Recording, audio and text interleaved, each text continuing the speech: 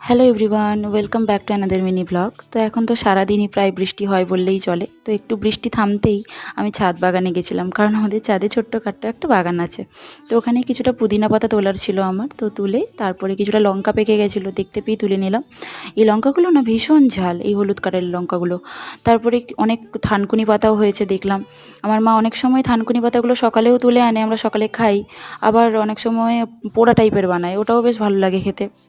আর আজকের আকাশটা না ভীষণ ভালো লাগছিল, ওই বৃষ্টি থেমে যাওয়ার পরে যেমন লাগে বেশ শান্ত ভালো লাগছিল।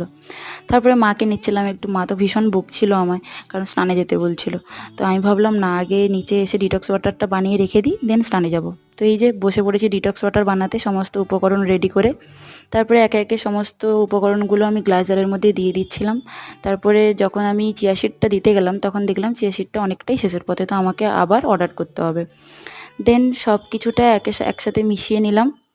মিশিয়ে নেওয়ার পরে আমি ডিটক্স ওয়াটারটা রেডি করে নিয়েছি। এবার আমি এটাকে ফ্রিজে রেখে দেবো, কারণ আমি একটু ফ্রিজে রাখা ডিটক্স ওয়াটার খেতে ভালোবাসি, কারণ ঠান্ডা ঠান্ডা লাগে, ভালোই লাগে খেতে। অ্যাকচুয়ালি এখন যা গরম পড়েছে, তো ঠান্ডা ঠান্ডা ডিটক্স ওয়াটারটা বেশ ভালো লাগে খেতে।